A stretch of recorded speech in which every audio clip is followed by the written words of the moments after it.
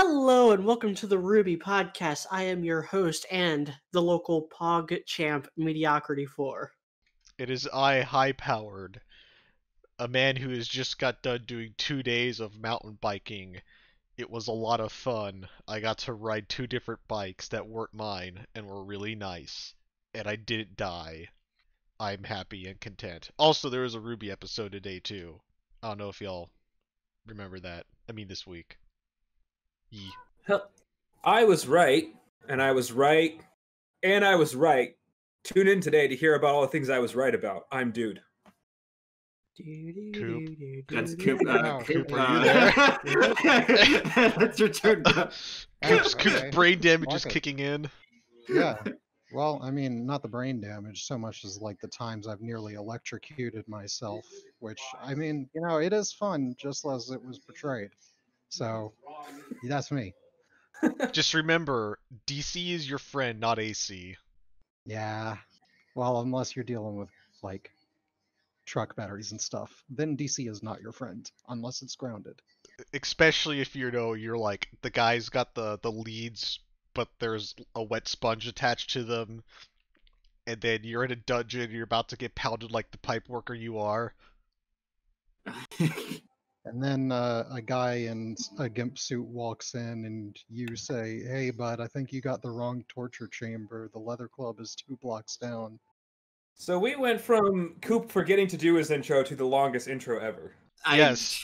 I'm not gonna. I just these stories write themselves, and I'm just sitting here, just like in awe, just like I worry about you sometimes, Coop. Just I sometimes. thought I went last. I thought that was how we usually did it. I thought I was. Yeah, when I wasn't here. Oh yeah. You see, Coop and I, like the scorpion and the frog, end up drowning in the river, denying Sakakara's intro. It's in my nature. Oh God. Anyway, if I am the, fuck it. If I made a RWBY OC, it would have a Spanish background, because if anyone needed help, they just need to call Satine. That one went over my head. Don't worry about it. I hate you. Anyway, so dude, I have like 4 others. I could have done, but I'm not in the mood. I told you I was off today. Yeah, I'm kind of a little bit out of it too. I slept for like 12 hours, which is not normal for me. I'm drinking But water. anyway, so yeah, RWBY Volume 8, Episode 3. I Did you have guys no like this strength episode? to hold me down. I really did. I did too. I enjoyed this episode quite a bit, and there's nothing liked you it, can yeah. tell me It was say. reasonably decent. Yeah. Yeah, I thought it was good again. I'm happy to have 2 good episodes in a row. And to give credit where credit's due, this episode was written by Kiersey, and it involved Renora, and she didn't fuck anything up. I know you guys are usually not fans of Kiersey, but I guess So- she has a She moment kept here, the apparently. status quo. Yeah, no, like I was saying, this was good. This was a good episode. I actually liked a lot of the dialogue, and I think she did a good job. So, hey, you know what? Hey, do you want to know? Happy you wanna times. know I'd rather be happy.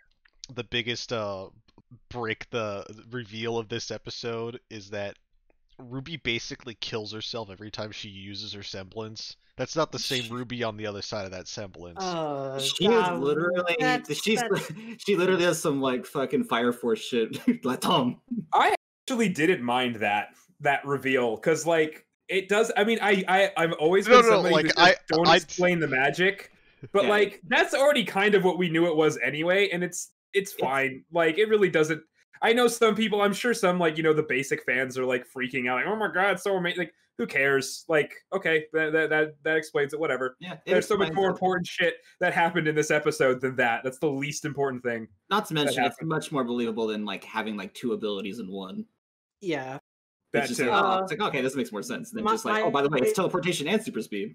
Yeah, so basically my only complaint with that bit is and it's also probably my only complaint with the episode is Penny's explanation of Ruby's semblance Which I do like that it's coming from Penny. She's a robot. She probably literally like just watched footage and was able to actually break down everything that was happening on the molecular level. I mean, because robot. in all honesty, like as we said before, it's like RWBY semblances are like JoJo stands. They become immediately less dangerous once you know what it is. And as as a killer robot, it makes sense. Yeah, but my complaint was that it was jargon. Like what Penny said does not actually line up with any kind of like scientific reason. It's just it was basically a word salad. Yeah, and that's fine. And again, I actually don't have a problem with that because again, it doesn't matter. Like this is not something that anybody could actually do anyway, so who cares? Yeah, this is how we travel through space through warp speed. We just fold the piece of paper in half and shove the pencil through it. It's no big deal. Yeah. They did do some cool stuff though in this episode that like was above like RWBY's normal quality level. Like I loved that Penny like became super robotic and they lowered her frame rate of her mouth when Pietro started talking through her. Oh yeah, I thought that was good. So cool. That was clever. That is like that's the thing that like a better show does. Like, thank you, RWBY, for looking like a better show. Like, RWBY was just like, "What the fuck is this?" Stop. Like, that's a cool. That's a cool detail. Like that's such a cool detail that they never would have either been able to do or thought of in the past. And I just think that's really awesome. That added just like it adds personality and like something cool to the show that they were able to do shit like that, which is something that I do think like why these later volumes overall, besides volume 5, have generally been better than the ones before because they do shit like that. We've talked about this before, but like that, for example, is something that's really cool that the show didn't used to do in the beginning and now they do. And I like that a lot. I think that's really cool. Yeah. There's also the fact that this contradicted explanations we've been given in the superfluous other mediums, like the lore book was the one that I saw. Yeah, and the lore book gave its own explanation of RWBY semblance and it doesn't really line up here, but I don't care. The lore books never really matter all that much. Unless it's J.R. Tolkien's, that's the only exception. Yeah, well, in Tolkien, you know, even then the lore book doesn't super matter to the plot. It was just very well done to where everything did line up and everything did make sense. It was just a well done lore book in that regard. But you don't need to read the Silmarillion to understand everything going on in Lord of the Rings. Yes, but you do need it for nerd street cred, which is more important than understanding things. Yes. But I mean, I thought this episode was good. I really liked that. It was nice to have a whole episode basically with one group. Instead of going. I was going to say that. Yeah, it worked. The back and forth worked last time, but because of how like I like that they focused on their whole mission that they were supposed to do today, like with that group, with RWBY's group or whatever, and that we got through the entire thing. Right? Like we got more out of it. Yeah. I think it's did they actually accomplish their goal though? I forget because I've been really thinking. Yes, I thought they did. Okay, that's what I thought. I thought they actually mostly did what they were trying to do. Right? Okay, so yeah, they were getting permissions and some other stuff for. Okay, that's what I thought. Okay, that's what I thought. All right, so that worked. Okay, so I figured they did because they kind of ended on that weird note with what happened to Nora and everything. Which, trust me, I got stuff to say about that because I was right. You do. Because I was right. And Kiersey didn't do is so far as not doing the shit that we were all that we said we were worried about. So that's all good, you know. Hey, a positive podcast this time again, 2 in a row. What the hell? Yeah. Well, I even like the first episode of this volume. I know we were kind of divided on that one. Well, okay, I can now retroactively say I like it a lot more now, and the reason why is because they have already fixed all of the issues in this one episode. Yeah. They fixed all the shit that I was complaining about in the first episode. Yeah, it's funny how they write this show where it's like if you look at the like when we watch the episode, we're like, what the fuck are they thinking? And then it's like, oh right, they literally go, okay, people are definitely gonna have problems with this one, so we're gonna add this we're gonna edit this one. Like they write the entire thing. They're like, okay, people are gonna have problems with this first part, but we're also gonna explain it right in the second part. The third part. Keep going. It's a weird the questions thing. We ask are gonna piss us off, but at the same time, it's like it's a weird thing because it's nice in a way because especially in the past like 3 volumes, they've done stuff like this pretty consistently where they like do something kind of dumb and then they retcon it really quickly and then it's better, right? They've done that a few times. It's not the first time that's happened. And remember, in episode 1, when I was complaining about this shit, I said they're probably going to fix that thing. They're probably going to fix all the stuff that we're complaining about. It's not going to matter. And I was right. That's exactly what fucking happened. In like a minute, basically Weiss fixed all of that shit. This is why she's best girl. With her dialogue, she basically fixed all of it. But it's weird and it's good because what the stuff they're talking, and we'll talk about this more now because I had to brag about how right I was more later. But it's good because what they, you know, the stuff that they are talking about now, you know, basically it's the Ren and Nora arguments and the Weiss and the RWBY and Yang arguments, right? What they actually ended up with those now, it's better than what it was in the beginning of the volume, right? So that's good, right? We don't have to deal with the dumb shit that we thought we might have had to deal with. But why was that there in the first place? Why couldn't they? Why? That's the thing that bugs me. And the thing that the other thing that is problematic with it is then anything that a character says, you can't take too seriously because you don't know if that line's going to get retconned. Yeah, that is kind of like an odd issue of like how their writing process is. Yeah, you can't read into too much that anything that a character says in this show. It's really weird. It's kind of so, I think I will say this though. I think generally speaking, the writing team for RWBY does its best whenever it's able to pretty much focus on like a group of people. It's like like the 4 or 5 like A team. In this episode, it did a really good job balancing out people who are there for plot-based reasons, people who are there for character-based reasons, and people who managed to do both. Yeah. Which in turn kind of makes this episode better than some entire volumes of the show. Yeah, good episode. Because it had good pacing too. Yeah. That helps the pacing when you give the character something to do, and you give them all reason to be there, and you give them, you know, and it all makes sense. It really does help the pacing. This is why you know I've been bringing up One Piece a lot lately because this volume is reminding me a lot of One Piece. And how Oda likes to split up his cast and make them all actually do stuff. And that's why One Piece is about to hit its 1000th chapter. It does not feel like it has been going for 1,000 chapters because it's just so consistently decent. Like, there's very few arcs in One Piece that I was like, oh my god, that blew my mind. It's just been consistently like, yeah, okay. And that's, in RWBY at its best, is okay. Like, they're just kind of like One Piece, there's very few moments in RWBY that have been like, oh my god, I can't believe that actually happened. Oh my god, that's so awesome. It's just like, oh, cool. And this episode had a couple of those moments. And so, let me just give kind of a breakdown of what I mean for each character. So RWBY, she is making the calls. She is helping Penny out with her, you know, emotional beats.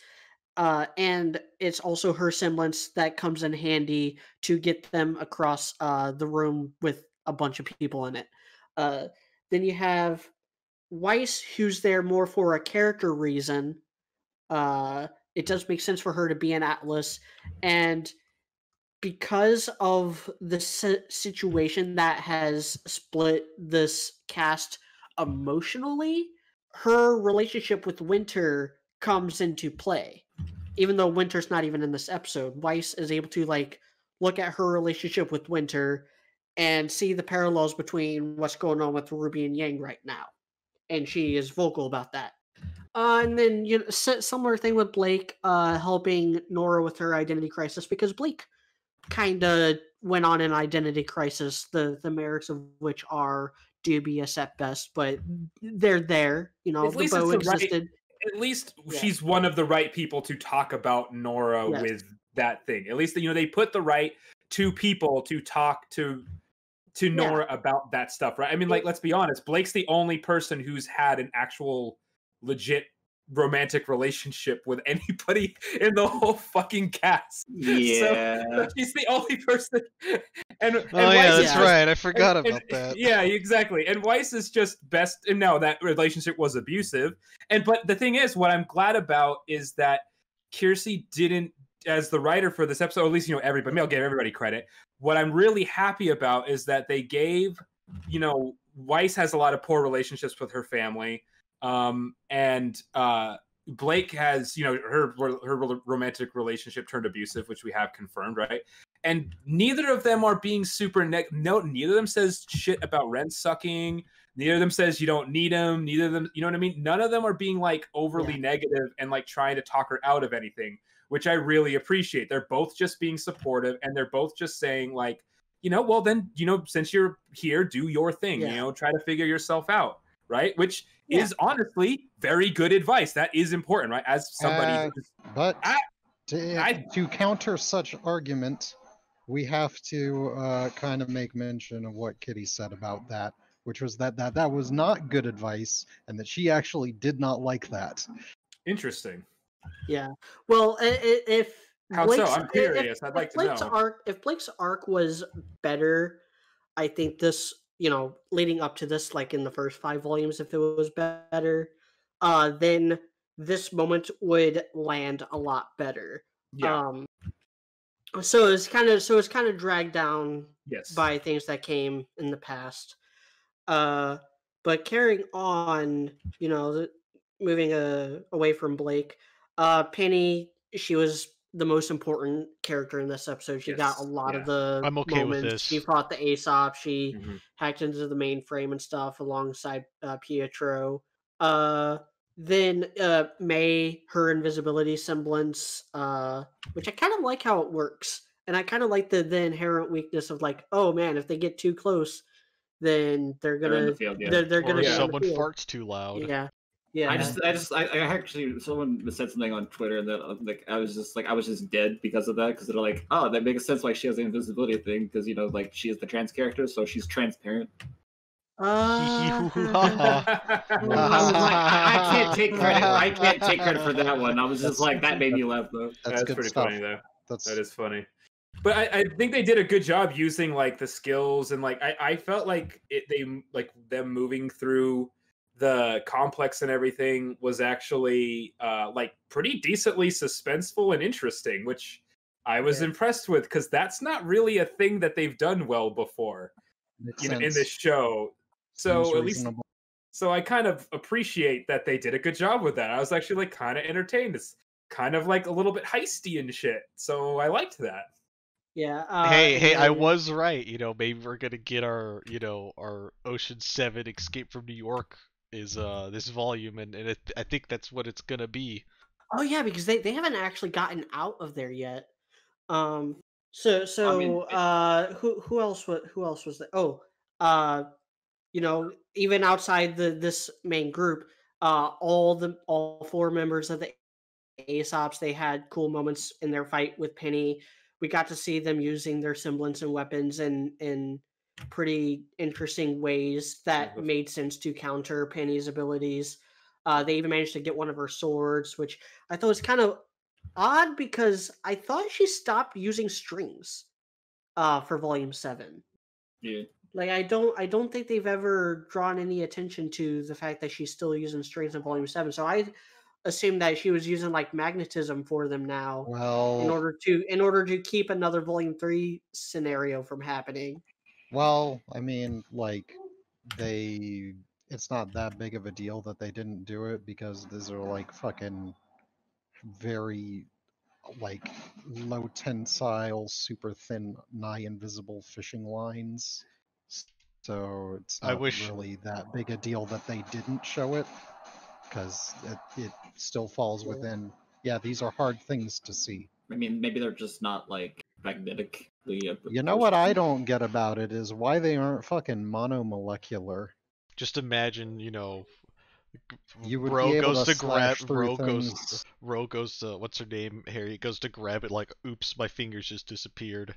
Oh no. Also, did her thighs get thicker? They should probably have. not. I would say yes, just to make you happy. Thanks, Coop. You're always there to support me. And that is how you give people actual relationship advice, folks. Learn a thing or two from me. No. Now I need to know though what was not liked about the. Yeah. Okay, I I shall go over this for you because I was the one who promised her that I would. So her main thing, and this is her words, is I hate how she's legitimately having an identity crisis, and Weiss is like, figure it out. And then when Nora basically says, all I'm good for is hitting things, no one says anything.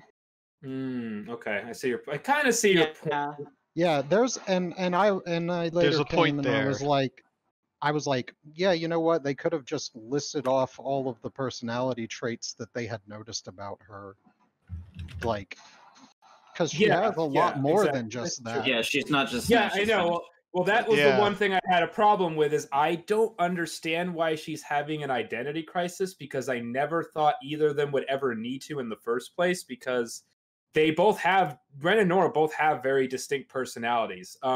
Clearly the way they've grown up together and everything, they fit very well together. That's why I ship them so hard. It makes sense. Like, if the writers decide to not have them end up together, I think it's a fucking tragedy and it would be stupid, right? They play off each other well. It's your typical, like, they don't use them for the comedy they could have been used for as much as they probably should have, given that you got the straight man and the fucking... Yeah, they stopped doing that. I don't know why. I don't think Ren and Nora ever needed this level of development at this point. I don't get it. I don't know why they're doing this now. But since they are, okay, fine, at least they're going to address it and hopefully just get them together already. Because, you need a healthy relationship in the show. I don't understand the idea that the show, like nobody can have, like, a decent romantic relationship that's actually, like, happening as part of the main cast. You know what I mean? It's kind of ridiculous, kind of overly negative and honestly not realistic either. So I think it's necessary to have them. I mean, like, one of the other things, too, of, like Nora, especially recently in the show, is, she's definitely more of a teen mom than Yang is. I mean, yeah, she's like the only person that actively like treats Oscar nice, which I mean, like Oscar shouldn't be treated nice, but yeah, but I get still, why, but and it's like she's like she's the mascot of the team essentially. Yeah. Like they already, like that's what I'm saying. Like I don't understand why. And here's the thing: I don't know if the identity crisis thing was not to just set up her hitting the getting electrocuted, because now she's knocked out cold and seemingly in critical condition. They're only gonna move. Not critical. Well, whatever she's in, she's hurt. That they seem to say that she's not in good condition. She could. They don't know what's exactly wrong with. I didn't see anyone go through med class. Obviously she's not going to die from it. It's like, but the thing is, like, is she? The question is whether she's gonna. The next time she wakes up, is Ren and the other group going to be back or not? That's the question. Yeah, well, that's the question. Is like, that's is this going to be enough for Ren to be like, oh shit, we like that's my theory. Abandoned Oscar right now. Like, they're in danger apparently. Because that also ties back to like, okay, yes, I understand like the advice is a little bit not amazing from Weiss and Blake. I get that, but the thing is, remember, as I said before, what we learned from episode 1 and then this episode, you can't always take everything characters say seriously because sometimes it gets retconned. So I'm not sure if that whole identity crisis thing was not there just to get her to do the line where she says, be strong and hit things, and that's how she gets hurt, and then that's what snaps Ren out of it. Okay, they're together now, no more identity crisis. There's a better than 50% chance that's what happens. Yes, that's exactly what happens. I don't know that you have actually seen, there was a small in-credits piece where a guy just randomly got on. He seemed to be reading off of a list, and he said, yeah, you know that thing where she hit the fucking electric power coupler with her hammer?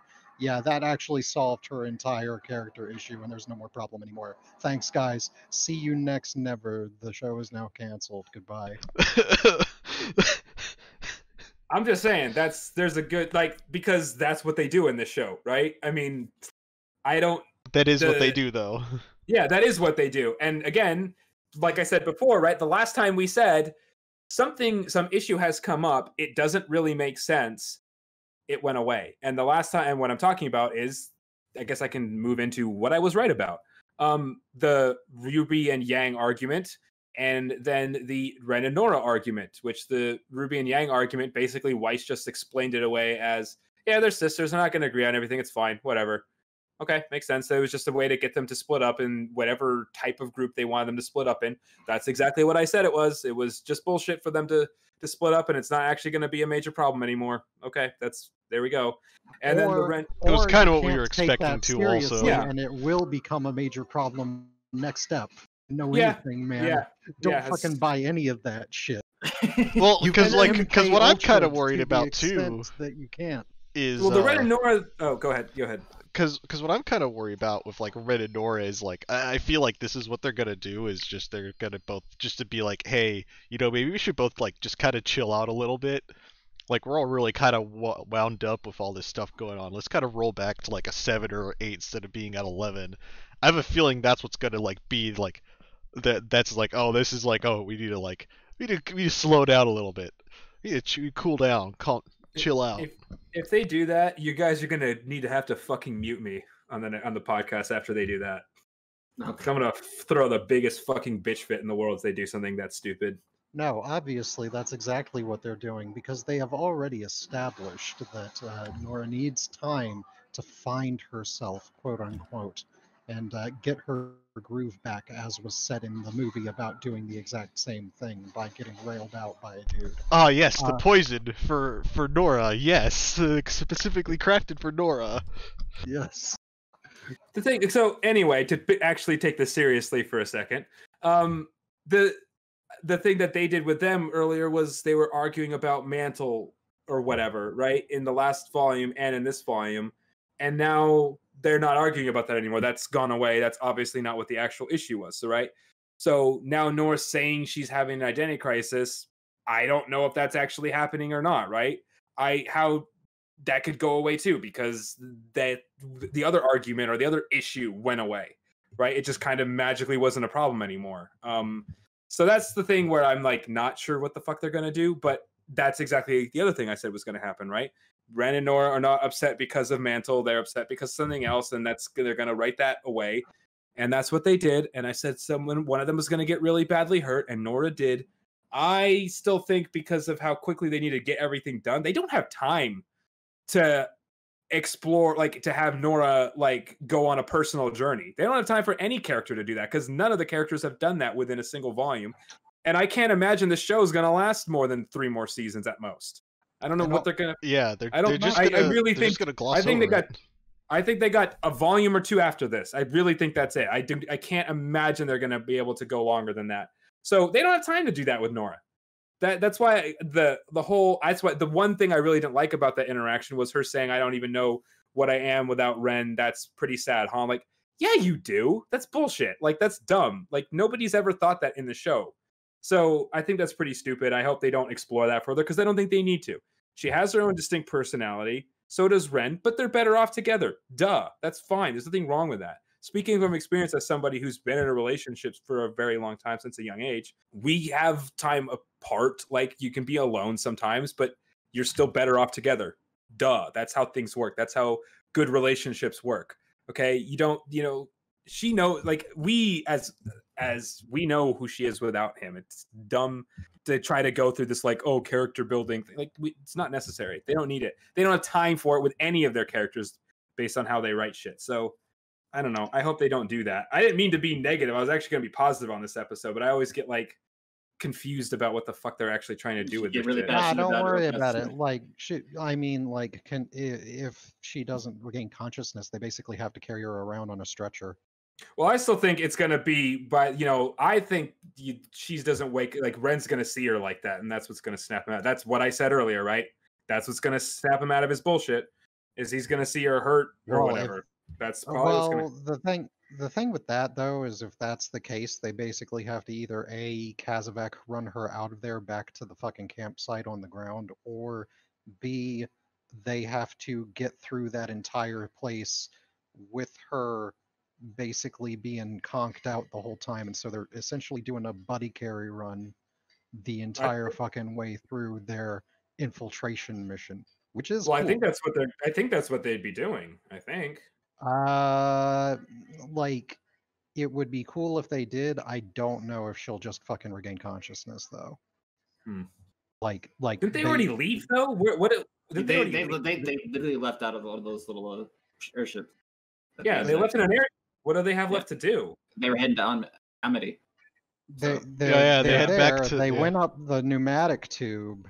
They could probably just send her down a pneumatic tube. Those are closed off. Just like, oh right. Yeah, they literally. Aren't they those just were closed off. Aren't they just gonna just fly back to the crater base and just call it a day? I have a feeling that's what's gonna happen. This is like 2 days worth, but I mean they could do that, but I think they're just going straight for Amity.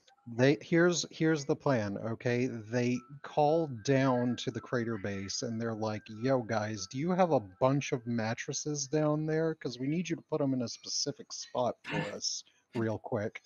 They could also go up there and like send her back. They might send her back down there and tell the others, inform the other group, and that's when either Ren or they all come back.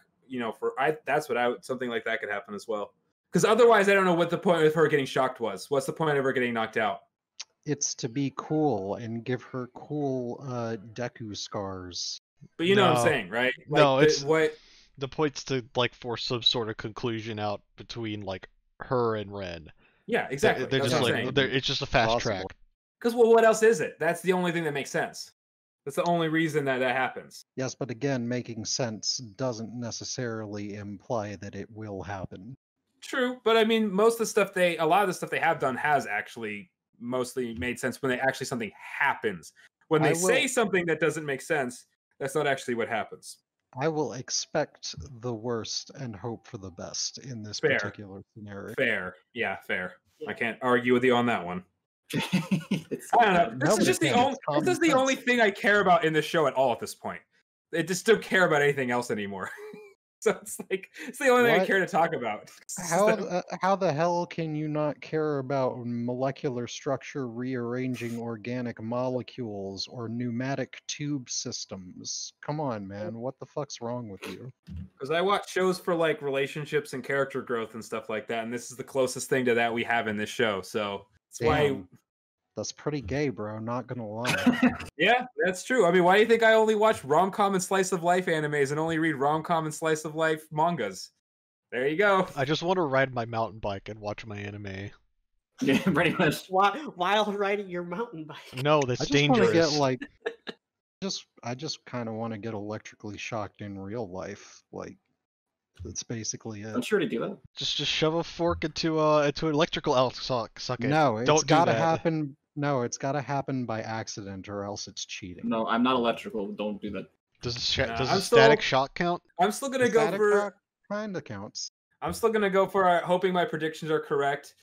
Nora's gonna get brought back. Ren's gonna find out. He's gonna come back. He's gonna be all confused, and John's gonna slap some fucking sense into him, and then they're gonna fix it. The end. That's what's gonna happen. Yeah, don't forget that there is another plot, in that Oscar is currently being kidnapped as we speak, and we probably will not see RWBY's group next episode. It will probably be focused entirely on Yang's group. Yeah, I think so. I think what I want to happen is I want most of the episode to be focused on them, because they're not going to get Oscar back, right? They're going to fail. And then at the end of the episode, they get like a radio message saying what happened to Nora or some shit. That would be fucking fantastic. That's what I want to have happen. And that'd be a good way to weave the two plot lines together, leading into the halfway mark, because we are a quarter of the way through this volume already. Yeah, exactly. So there's not that many episodes. Little less. I think they said that this 12. Is going to be another 13 episode. Or 13. Yeah, 12 or 13. Either way, we're about a quarter of the way through with 3 episodes. But still, down. The fact that they've already basically said like these splits aren't really that big of a deal. They're not going to stay split up for that much longer, really. Yeah. We already kind of know. They're like to be put together. Like Oscar being captured is not going to actually get solved by that small group. We know that, right? And that's okay that we know that. But we know they're not going to get him back. Duh. He's going to get to Salem. They're not going to be able to get to all, stop her. Or they probably won't even get to the whale on their own, right? They're gonna have to go back as a group, you know. Like, so we already know. Yeah, they gotta steal a plane, or So they are definitely gonna need Ruby for that. There isn't much left to do with that, right? So that's all that's left is for them to try, fail. Ren finds out that Nora's hurt, and Jean slaps some sense into him. They actually fucking get together, and then they all, Ruby and Yang, probably figure out whatever the fuck is bothering them and fix that shit. And then they all go try to save Oscar or whatever, and hopefully he dies, and then they beat Salem or something like that. Whatever. I don't think they actually beat Salem this volume, but you know. I'm like, whoa, hold up. They try to get Oscar back and they fail. Cool. Nah, they won't. They'll get him back. You know, that's what's gonna happen. They won't beat Salem, but they'll get Oscar back at the end of the volume. That's what's gonna happen. Yeah. It's gonna be a bit, probably in the volume, yeah, but like it's still gonna be a bit.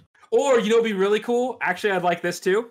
They get Oscar back, but he's fully Ozpinned by that point. That would be really interesting.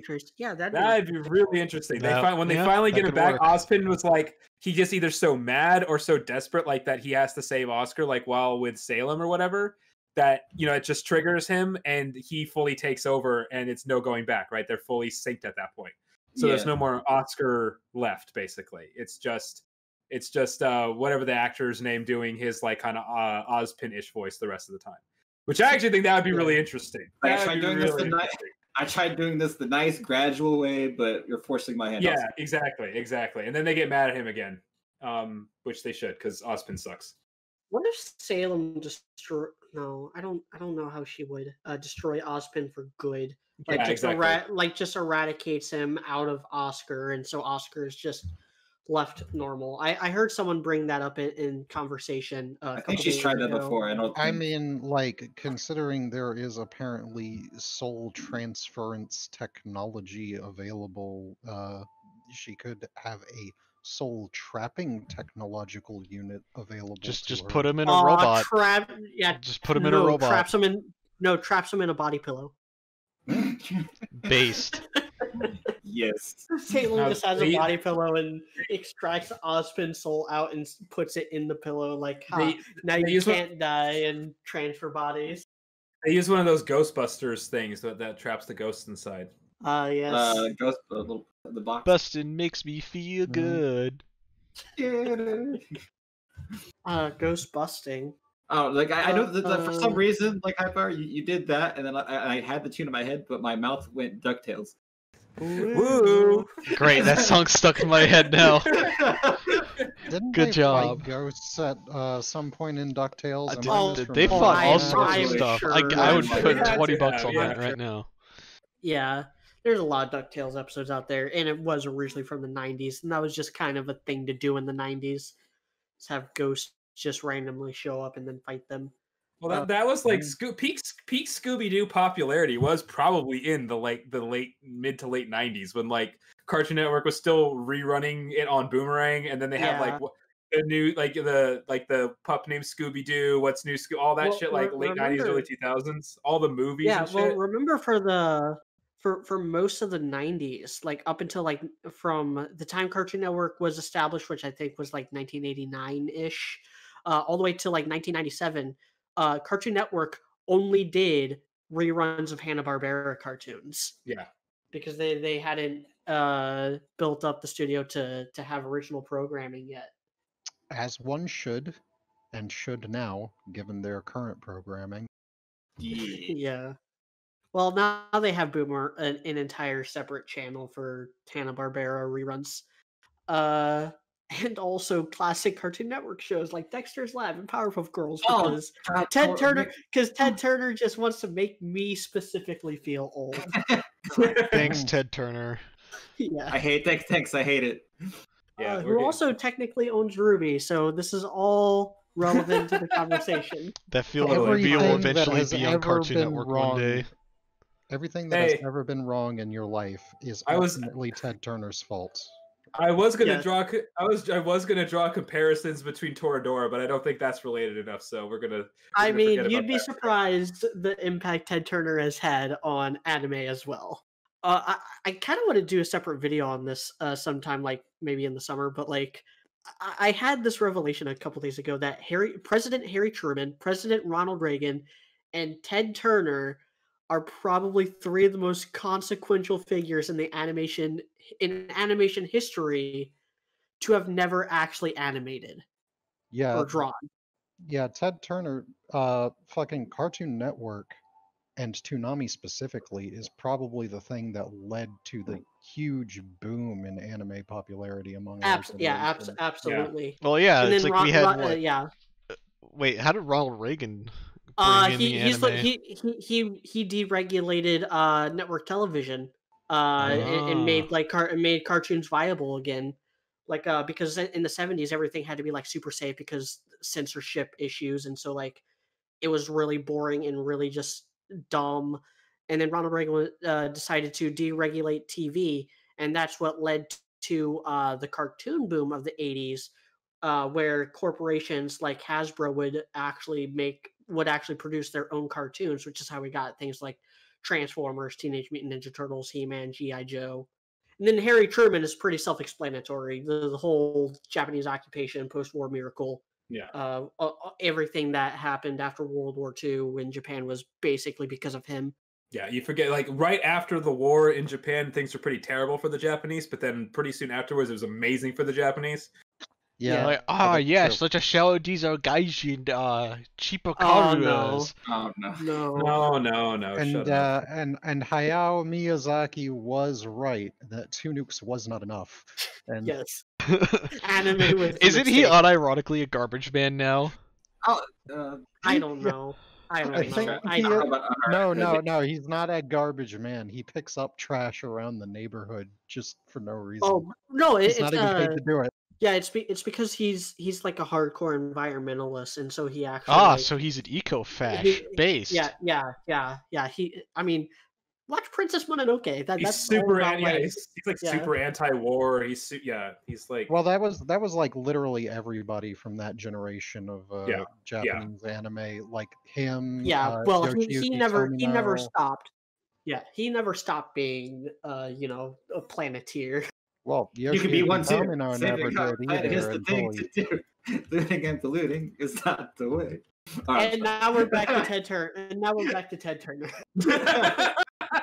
You see, speaking of Ted Turner, whenever I was working at Philmont, there was like a whole little like bit that we would do for like getting invited, like that we tell as a story, like, oh, we got invited out to go eat at Ted Turner's place because like Philmont was right next to a chunk of land that Ted Turner owns, and he owns basically enough land where he could basically build like a fence and be like, you have to pay me to cross, and it would cover most of the United States. I'm trying to remember what the bit is. I'll have to ask, but so what this was a really good episode. What you're saying is he could build his own wall.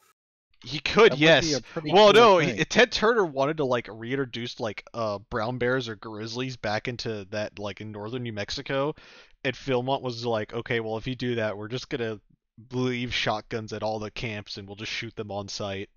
Oops. Yeah. What's your favorite podcast to me? I like the one where they make a Ghostbusters joke about Oscar and it somehow turns into a biography on Ted Turner. Hey man, you gotta go where the music takes you, you dig? Anyway, so there was a fight in this episode. there was. It's the first legit fight of the volume. I think it was pretty good. Versus the Aesops. Yeah. It was good. Yeah. I do turn around so badly. I had a little bit of a slight little problem with it, and it was that Weiss, when they fucking cut them off, she was like, 4 against 1, what dishonorable curs? And I was like, bitch, didn't you and your gang team up to fight one robot yourselves that one time? Stop throwing stones out that glass house you got there, bitch. That is true. Yeah. And a big robot with like extremely fragile skeletal framing is apparently way more of a high threat than something with literal magic powers that can control the elements themselves. Also, Coop, they fought a giant robot as a team twice. Yes, there's also did. There's also Torchwick in the mech. Which is what I thought you were talking about at first, but I was like, no, he's talking about Cordova in Volume 6. Yeah. No, I was talking about Torchy Boy. Oh. That one was what I was talking about. I Oh, was like, yeah, didn't you guys go up against a pathetic robot that later on could be taken out in like half a shot with no trouble whatsoever? And it would just so happen to be at the time piloted by a petty criminal. Didn't you guys do yeah, that? Didn't you guys gang up on a yeah. guy who has at a severe disadvantage against you? And if you want to be real specific, it was technically 6-on-1 because of I don't Well, count Sun Neptune. and Neptune. I No. Son don't of count them. Neptune. And they're like, oh, they're fine. Man, I It's miss new. Neptune. I want him back. I want Yeah, Neptune to fuck walk up to Weiss and be like, Neptune. you belong to me now. And I'll be like, That's you go get him, champ. He should bash her over the head with his trident and haul her back to his cave, Grug style, As God intended. as Poseidon intended for his son. Yes. That Who is isn't even Yes. Pagan Gang. That's like what is it even called if you worship the old Greek gods? It's a Greek neo-paganism. Yeah. It's cringe. It's all Very- paganism is pretty cringe. It is pretty cringe if you worship anything other than Poseidon, who raped a bunch of chicks, or Zeus, who also did that, but sometimes it was consensual. But yeah, back Yes. to the fight. Like, Mythology's but fun. back to the fight. So Weiss being salty aside, how do you think of the whole like, what was it? Losing to us once not good enough? We were holding back. They were offended. Cope, seethe, dilate. Yeah, Well, I mean, Man, Meryl if, was, if Meryl was only holding the back, Bernie, but if only Bernie Sanders supporters would have voted for us. God. If only I mean, I Joe can believe Jorgensen. Meryl was holding back, but like, yeah. Yeah, well- Meryl's too much of a good boy to actually like, Yeah. shoot a man before I throwing mean, him down an I've- exhaust port.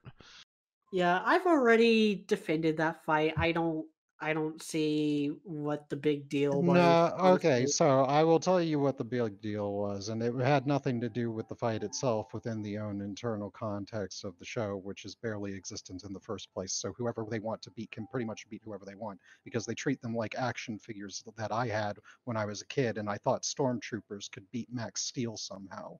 Okay, that's not the big fucking problem. The big problem with it was basically the metatextual fucking shit of it, that people were like, oh, so these are the best guys that Atlas has possibly got. I guess Atlas is just a bunch of incompetents, and now there is no threat from them at all, so why the fuck should we even be worried about Ironwood? Well, yeah. I don't think, honestly, I don't think they are worried about Ironwood. They're not. They Uh, have basically said, hey, we don't give a fuck about you guys. You're worthless. We could pound you into the dirt now in like 2 seconds, and there's nothing you can do about it. We just stomp through wherever the fuck we want. I don't even know why the fuck we tried being invisible in the first place, when we literally could have just fucking stomped our way through your shit, and nobody could have done jack shit about it. That would be less interesting, though. Yeah, They- but they- it would have they made didn't- just they as much didn't- sense. Yeah. Well, they didn't want to end up hurting anyone. They Oh, they were no. holding back. They no. were holding back for Ironwood's benefit. We, I'm sensing a little salt here, Coop. I like, okay. I mean, yeah, military bad is one thing. I can get that. I watched a shit ton of Gundam today. I get where they're coming from on that. Military incompetent at killing stuff. That's where the seethe comes in. Unless it's North Korea. Yeah. Atlas is clearly not North Korea, so. I mean, to be fair, Douglas MacArthur did have a good plan. It just was that he was denied his ability to Yeah, do we it. should have dropped the nukes on. No. North I just meant Koreans. I meant North Korea's military. Oh yeah, that. That's Yeah, what I no, meant. they can't do anything without the Chinese human wave tactic, which, by the way, is another thing that I kind of encountered today, was the idea that apparently the plan for Mantle is not to try and figure out some way for them to acquire vehicles and evacuate, but rather to form a sort of defensive buffer line against the Grim sieging them. And I was like, no, that's not. Just That is just the hide in the mine absolute- shaft. It's okay.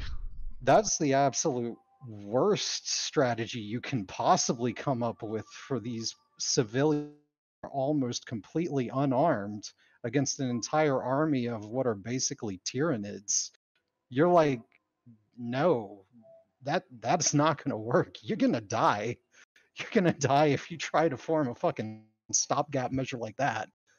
That's terrible strategy. I mean, we know they're fucked to begin with, so. Like, but there's hover thingies. They need to be trying to hijack some of those and get the fuck out. Well, see, that's the problem is like they can't do they would have to hijack it, and then there's the whole fucking Argus shit too. I don't know. It's weird because it's like they've not only like Ironwood's like not only like Ironwood's also just like, hey, like fuck Mantle, but he's also like preventing anyone just from leaving to begin with. Well, it wasn't so much preventing. It was apparently he was the only one in possession of any aircraft, which doesn't make sense because apparently they have hover bikes just lying around in abandoned warehouses. And I'm almost certain that that technology is far harder to craft than aircraft technology due to the fact that we have one and not the other in real life. Man, And so I'm wondering how it is that they aren't like on a Star Wars level of shit where they have like maybe some beaten up junker aircraft of some sort lying around, but that they can at least get to lift off. I'll have to put my foot down. We need to get back to the fight. Oh yeah, the fight. So yeah, the fight was pretty decent. The Aesops used the smart strategy of gangbanging a robot and not giving a shit that they were apparently quote unquote dishonorable curs for doing so. Because when you're in a situation in which somebody is not present in the room, maybe consolidating your numbers to take on the lighter force is actually the smarter move. Oh, wait, we're back to the Volume 7 fight again. Fuck me. Please, that feels bad. But yeah, I mean, the fight was good. I always do appreciate it. It's like, oh, okay. I feel like this is always kind of like the power check on the maiden. It's like, okay, you got cool magic. Well, we'll just keep sending people at you until, you fall over. Eventually. Yeah. You'll get tired eventually. Yes. Chinese human wave tactics at their finest. Yeah. Yes. Well, again, as before, the maidens are pointless and dumb, as I've been saying since the beginning of their existence. Yeah. I think the only thing left to talk about in this episode is the fact that Watts is working for Ironwood. It's exactly as we predicted. Yeah. He's working for Ironwood. He's like doing computer stuff for him, but he's got all the guns trained on him, and now he's gonna help Ironwood hack into Penny using the sword that the Aesop stole from Penny. And things are gonna probably get really bad, but she's a real person, toast for real guy, so it's not gonna work for very long because that's how these things go. Someone's dying though. Someone's dying. I could break these digital cuffs. Watts, you can't break those digital cuffs, Penny. Ah! Maybe she'll do, like, they've apparently liked doing the fucking reverse shit on people where Ironwood loses his heart and fucking Lionheart doesn't become courageous. Maybe they'll do the opposite of Penny, where she stops being a real girl and reverts to being a cool killbot. As interesting as that would be, I don't think they're gonna go that route. Man, the potential for Dr. Watts' killbots. I still feel robbed. Yeah. I forgot about the killbots. I do too. I remember them high powered. I remember that prediction from the end of Volume 4. Yes. Are we ready for questions? Because I don't think there's anything else to talk about. Yeah, pretty much. We covered. Except for that next week's Mandalorian episode is going to have Ahsoka in it, and I'm fucking hyped for that. Yeah. Yeah. Nah, dog, it's going to be a filler episode. We got to wait another one after it before No, we get because to Ahsoka. no, because the Filoni's directing the next episode. It's called The Jedi. It's gonna be the one with Ahsoka in it. Yeah. I love Star Wars. No, Beat it's me up, not going to Scotty. I have have to hide Ahsoka now. in it, dude. We got to have like 34 more hijinks and adventures going on in between. Well, Hey, look, I get agree. with It's the not as good times, as man. it's not as good as the Clone Wars TV show because there is it is too slow paced. But you know what? I'm still hyped for that. And actually, What? this No, last episode was really good. I think we're all forgetting the Clone most Wars important there. question about the next episode of The Mandalorian is Ahsoka legal? Yes. Yeah. It's been like 30 years since Clone Yeah, dude, Wars. she's Sick. like in her, She's also been through a time warp that probably messed with her age somehow. Who knows? Fuck it. It's legal. Wait, is Mandalorian before, during, or after Rebels? Is the question. After. Oh, it's after. Yeah. Yeah. God, of all the Jedi's to find, they're not gonna find, the famous Jedi of that era. They're gonna find obscure as Ahsoka Tano. Who isn't But even anyway, a Jedi. so yeah, she was trained by a Jedi. Just but being anyway, quick trained by a question. Jedi does not make you one. So question time. First up, Blade Charge has 3 questions. Since Rumple's semblance in the RWBY book, since Ruby's semblance in the RWBY book can permanently, I don't even know what this question is asking. So some character from the book can turn things into gold. How dangerous? That's yeah.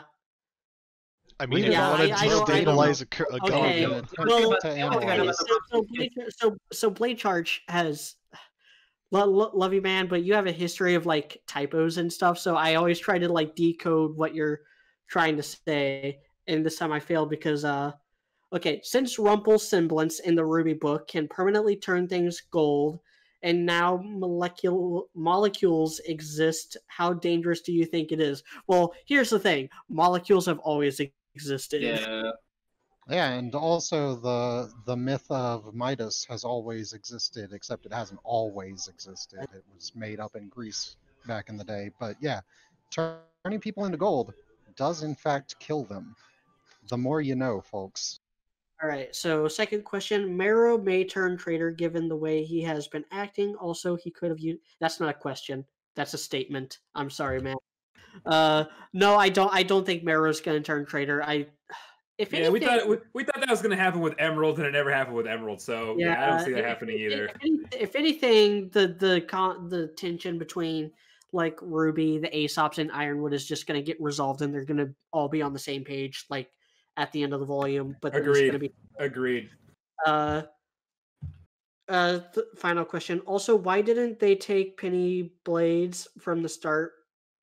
Easier to deal with. Because that was Watts' idea. Yep. Like Yeah, Watts that was Watts is the one that gave. Yeah, that was the last minute. They were wanting to bring Penny in full stop, and then Watts was like, "Hey, I'm pretty sure I could hack her if you bring me one of her swords," and then they did. Yes, because apparently they operate off via a Bluetooth connection that has a really long max range. God, I wish we were sponsored by NordVPN right now. We'd roll right into an ad. Oh, that would be seamless. Yeah. Yes, Yeah. but yeah, and if Penny is somehow child locked out of being able to adjust the settings on her Bluetooth devices by Pietro, then yeah, there's nothing she can do. She's gonna get hacked. But she wouldn't have if NordVPN was her dedicated. I would be so good at these ad transitions if we would just get sponsored. God. So we still have that Robert, email that they could email us if they really wanted to. Yeah. Robert asked, do you think they're moving a little too fast? Yang's group looks like they're already abandoning the crater, and Ruby's group has done their part of the Coliseum mission. I guess they'll probably have some rescue missions ahead of them, but does it feel like the 2 separate missions were just a sloppily contrived way to split up the groups? Yes and no. We talked about that more last week. and it was more relevant last week because we did see both sides, whereas this one we only saw one side. But no, getting access to Amity and getting like the permissions was only like step one for them. They still have to finish the tower. They still have to actually launch it. Penny still has to make her choice on whether she's gonna stay in Mantle and be the protector, or if she's gonna hide out in Amity and defend that probably. Because Salem's probably gonna come gunning for that if they get far enough with it. What? So yeah, was the setup sloppy? Yes. Do I think they're going too fast? No, I don't think they are, given that the number of episodes we know is going to happen this season. I think they could. It is fast paced, but I don't think it's too fast paced, because if they cram a lot of shit into this that's exciting, then it will keep me distracted enough that I won't understand the deep, unsettling stupidity of all of it. And that's always a good thing. Yeah. Not to mention, like, this is only supposed to be taken over the case of like not even 2 days. So it's going to feel fast paced. It's going to feel fast paced because they got a lot of shit to do. That's the other thing. Nora can't have an identity crisis in 2 days. Yeah. I mean, oh yeah, that's right. Wait a minute. Clearly, that can't happen. Sir, you have clearly You can't experience ego death in an afternoon. I don't know. The Boo saga in Dragon Ball Z was over the course of like 2 to 3 days. So you have clearly never met a bipolar person, okay? Like, you can have plenty of identity crises in like Coop, 30 minutes or less. Here's the thing, Coop. You are so much like the RWBY writers in that I can't tell if you're actually taking anything seriously or not, or if I should take anything that you say seriously or not. I'm on so many layers of irony, even exactly. I don't know if I'm ironic. You're but a child. Watch this. I think that's suck. I've never seen Coop summarize his existence so succinctly. So perfectly, yeah. So Jay Hornets didn't so much ask a question as make an observation. Why is no one bringing up the fact that the trans character got annoyed when the robot wanted to be referred to as a normal girl? Yeah, I meant to talk about that. I meant to talk about that. But in fairness, they did at least address it, so there was a point to it. It wasn't an accident. They did it on purpose. Because they did have like Penny react to it and everything, RWBY react. Somebody reacted to it, so they weren't just like expression. So they knew what they were doing. Yeah, I kind of liked it. I kind of liked that. Like it's showing, which is it was surprisingly like not super left wing thing of RWBY writers to do, which was to say that yes, even trans people can be assholes. Like, which is nice for a company like Rooster Teeth to say. Basically, I really appreciate them doing that. Even if she had said something, Penny could always be like, yeah, well, at least I don't have a Y chromosome, bitch. Damn. That would be brutal. SB Red Dragon asked. Oh, yeah. They would immediately edit in to the actual show itself, the boof coming into her mouth and the digitalized sunglasses falling over it. Kiddies? SB Red Dragon asks, what's the likelihood of an actual fight happening between YJR and the Hound, or do you think it'll just fly away unharmed? We kind of. I think there's going to be a chase scene. They're gonna, they're at least gonna try to get it, knock it out of the sky. Yeah. Fernanda Rhea asked, since the girls are getting scars on their bodies, do you think the boys should get some as well? I am all for, the permanent damage for my shonen protagonists. Oh yeah. So why I like My Hero. Yeah. I still saying it's just a matter of time until RWBY loses an eye. It'd be cool if they do that eye thing has been old. People are adamant about that eye thing. It's too much. It's too much Hunter x Hunter and Naruto. I mean more. I kind of like. That might be just me being like a dishwasher sip or something like that. I kind of like the idea of like a leg, maybe instead of an eye. Oh, there's more than one reason you like the idea of those legs, you degenerate. I mean, you're right. I can't even deny it. So, Travis Herndon asked, with episode 3 revealing that, asked 2 questions. With episode 3 revealing that the pink lightning in Nora's eyes were about in the opening, since I've seen a lot of people saying it's foreshadowing Nora's death. Do you guys still think the petal that Nora tries to catch means Ren going to die, or have your opinions changed how now due to the reveal of the pink lightning? I always thought that the petal was actually symbolizing like the kind of this identity crisis that Nora is going through, where like she feels like she's losing Ren emotionally, not so much physically yet. I don't think Ren is going to die. I don't think Nora's going to die. Yeah. I don't think any of the main characters are going to die. I never thought any of them think- were gonna die. I never thought any of them were gonna die. I mean, I've been defending the whole idea of Ren and Nora and Jean dying, defending against that. I've been saying that they're not going to die for years now. Basically, since we started this podcast, I've been complaining about the people who keep wanting Team Juniper to all die. Yeah, no, it's not gonna fucking happen. Here's the thing with Ren and Nora. If it's a little, I just don't see both of them dying. I think that's a little bit ridiculous. One of them isn't going to die because their relationship isn't strongly established enough for it to be gut wrenching enough for just one of them to die. So that doesn't work.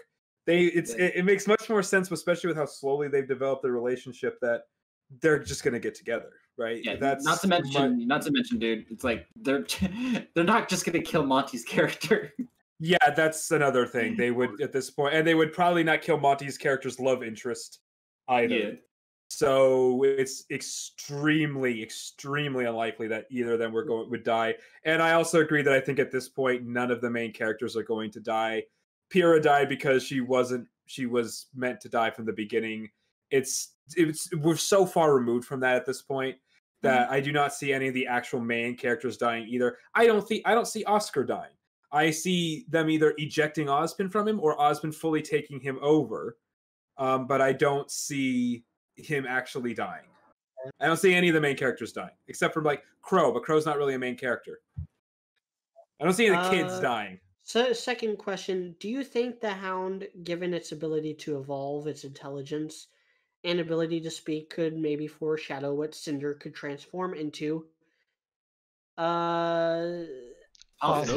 I mean, yeah. I kind of like the idea of like towards the end, it kind of like the Resident Evil.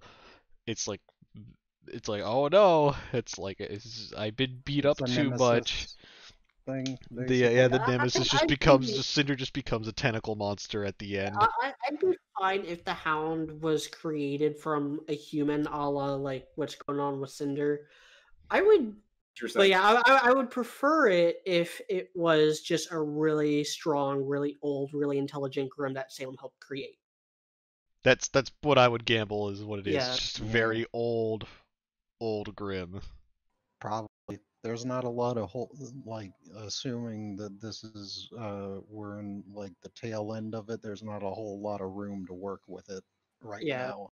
I don't think there's trying to cram some more in would probably not be a wise move, especially given that they've already got too big of a roster and lineup for this whole thing anyway. Yeah, not to mention if this is gonna be like an adversary in the future, then you don't need to deal with it right now. Yeah. Jedi Meyer 1298 asked 3 questions. Joke question. Given RWBY's track record, do you suppose the Oscar situation will be resolved off screen? No, I think there's actually a higher chance of nothing actually coming from the Oscar segments of this volume than it happening off screen. Like there's a higher chance there's a higher chance of it just being exposition dumps that we've already seen. Yeah, I'm predicting just skip it.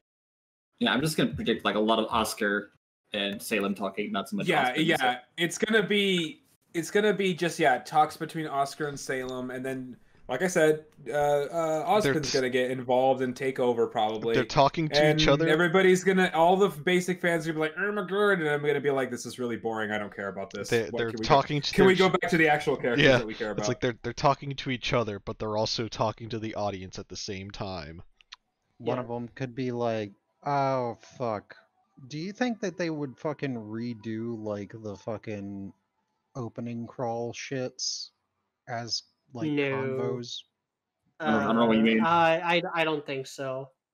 The way back in the day ones, if you recall, where they had at the beginning of the first. Oh yeah, movie, you're okay. where Yeah, I know there what you're talking about. Yeah, I don't think so. Yeah. All right. Well, in that case, do you think they would have one where she goes up to him and is like, "Hey, dude, remember that time you took me out of that tower and then brought me over to a cabin in the woods and we banged for like 30 centuries?" They actually are just gods. Oscar's like, I need an adult, and Salem's like, you are an adult. You are an adult. Spin's like, I've been many adults. I am an adult. Second question by Jedi Meyer. Is Ruby a gaslighter? I don't think so. No. I don't think so. If she is, she doesn't do it on purpose. Yeah. Well, yeah, and if you don't do it on purpose, you're not. It's not really technically gaslighting. doing it. Yeah. And third question: given Yang's impulsiveness, irritability, hypocrisy, and blatantly skewed sense of morality, do you think she's a sociopath? No. What? No, she cares too much about like people in general. Yeah, that's more of a psychopath. Yeah, psychopath would be more. I also think the writers don't realize how much of a bad person she is. Like they do, like with Blake, they don't realize how bad of a person Blake is too.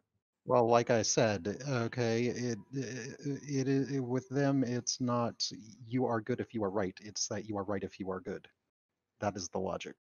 And they have decided she is good. Therefore, everything she does is right. Yeah. Even if she's not actually good. Yep. So, Ryan W makes kind of a statement that I've made at least the last 2 weeks, which is Blake actually feels like her own character when Yang isn't there. He kind of said that more of a statement, but I think he meant it as a question. Yes. Yeah. You are right. I honestly think she interacts with like Weiss and Ruby better than Blake. I want her to interact more with Weiss. Like I like Bumblebee, but like seeing Blake by herself with Weiss and stuff like that, yeah, I prefer this. Because Bumblebee didn't used to be like that back in the day. At least those two characters didn't used to be like that back in the day. And they ruined that. Now Bumblebee's cringe. Which is again why I say that Ray and Nora have the only possible healthy relationship in this fucking show, because they actually are good when they're together. They work well with other characters too, but they're good characters when they're together.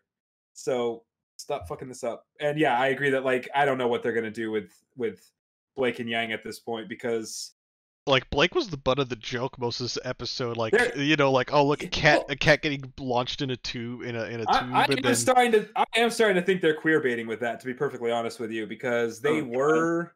I really do think there's. I'm starting to think that because I wasn't before, because we got all this like development for them, and then the last like recently, absolutely fucking nothing with them. It's like, can you guys not develop two different relationships at the same time? Yeah. Okay, it's time to deal with Renora, so Blake and Yang can suck it, and then they're gonna figure that out. And they're okay, now you don't need to do that. You can deal with two things at the same time. It's ridiculous, but I'm starting to think like they're never gonna actually do anything with Blake and Yang, which is like, I will admit that if they don't, then I would honestly accuse them of queer baiting at that point, because they clearly were baiting that ship really, really fucking hard in volume 6 especially.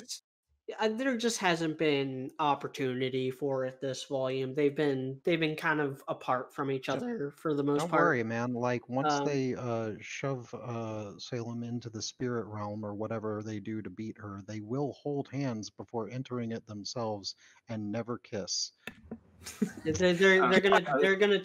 just gonna take her. If you don't think Korra is at least 3 times as bad, 3 times worse than the Last Airbender, just what's wrong with you?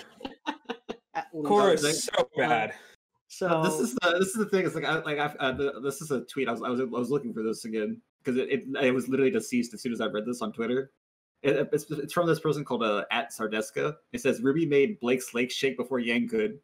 I fucking died.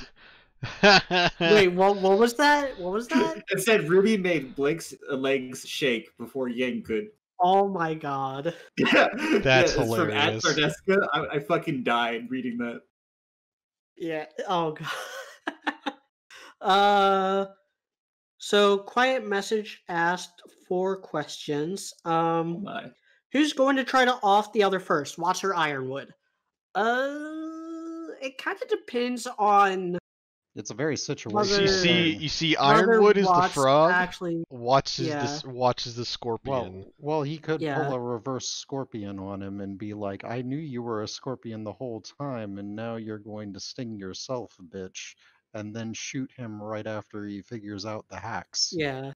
Well, the thing is, it was more in Ironwood's favor if they were just going to take Penny, but by going with Watts's little thing with the sword, it's going to make it a little bit harder. Then he could pull like a reverse double fucking backflip bluff and be like, "Ha! I knew you were going to reverse scorpion sting me, so I programmed into the hacks that it would kill you too. So now we both die together, just like you should have done when you should have thrown me into that lava pool, bitch."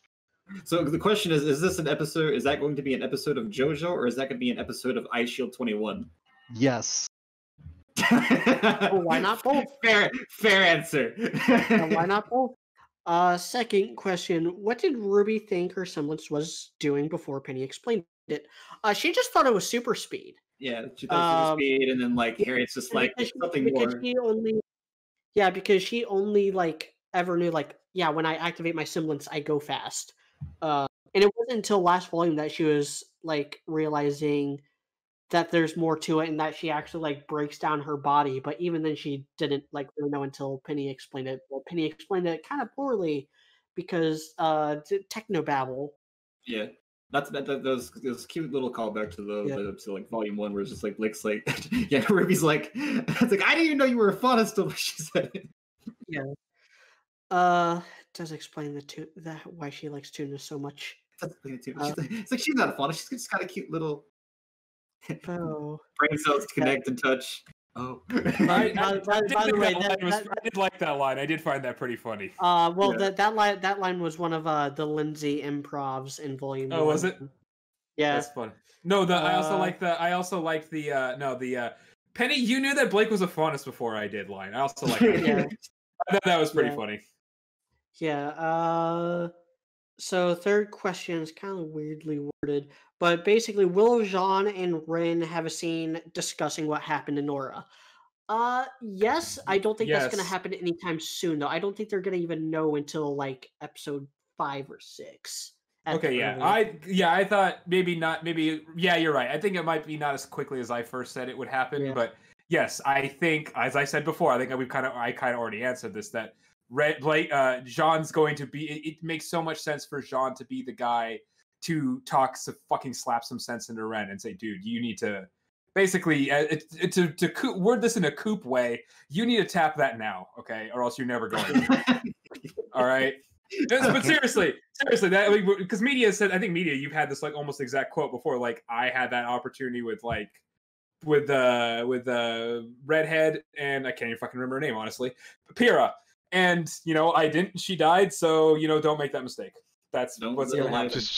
The answer I should have given was clearly let's can't run do away it himself, and Nora can't make him do it herself either. So he needs somebody else to do it, and it's gonna be it's got to be Jean. It doesn't make sense. Someone needs to prime this 2-stroke engine.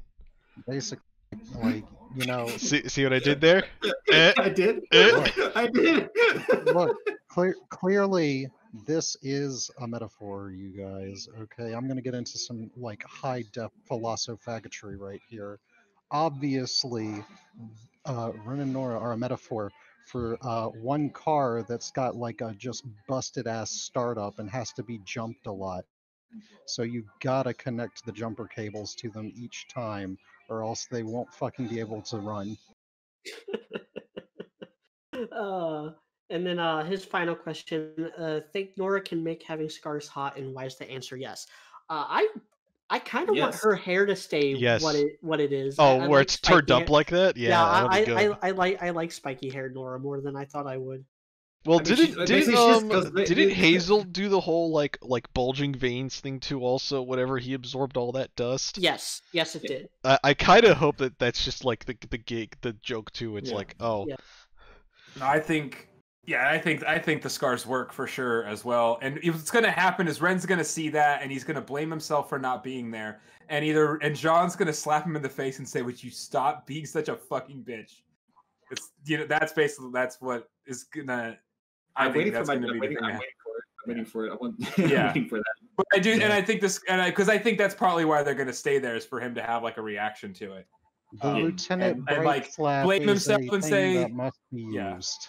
That's what's good. And then that's when someone's gonna say, "Just shut the fuck up, stop being an idiot." So Weishni asked 2 questions. Did the writers make Marrow's semblance too good?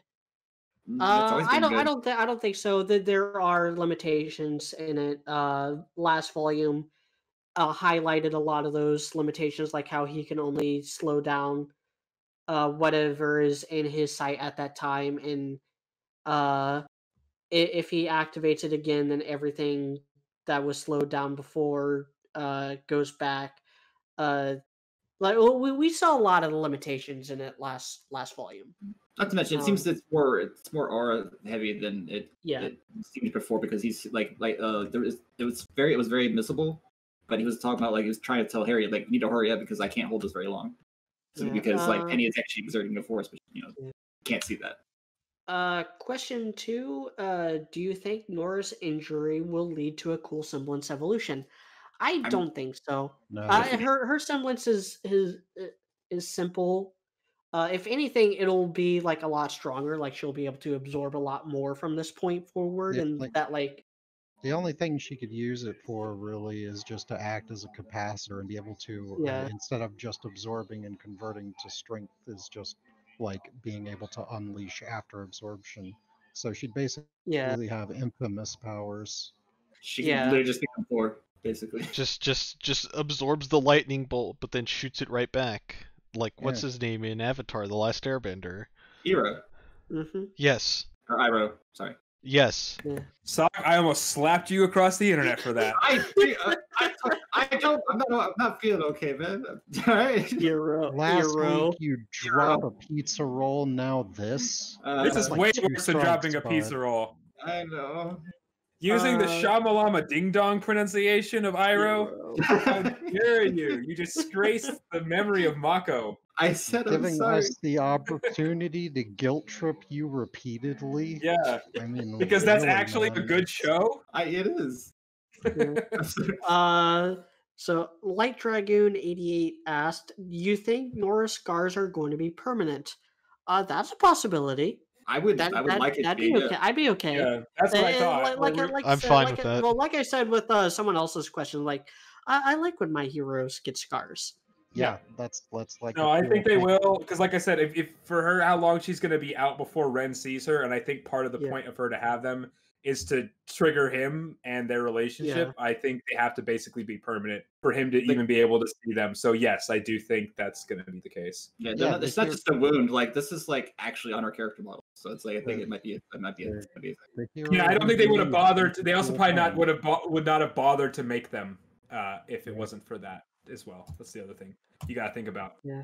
Although I will say, scientifically, that is not what happens to you when you become electrocuted. Yes, but this show is.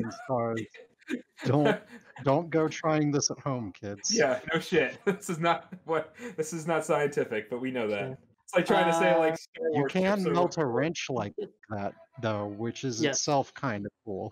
Yes. Andrea Nicoli asked, "Do you think Penny will betray everyone and go rogue?" No. Yes, but for how long is the question? I don't think so. I don't think so. Like, he worded it like she's gonna choose. I don't think she's gonna. It's really leaning towards her getting hacked. Yeah, they got the thing. They'll probably try to hack her. It'll probably be Watts literally said, "If you can't beat them, make them join you." And like, if I had to choose anything, I would say, like, the Soul has fucking override privileges and admin accounts and shit like that, and so they'll probably just talk to her and be like, "No, don't fucking betray us. You're not a robot. You've got real souls and shit inside you." And then she'll probably do a willpower fucking escape out of it or something along those I mean, lines. it could be that, but it also could be just like Watts versus Pietro. This for the rest of this volume. Just If they just let her stay Oh hacked, god, just hacker and man be battle between the two of them. yes, the fucking oh god, Yeah. I wish there was some way to put that GIF I constantly spam of the the cat cat's tapping on the keyboard.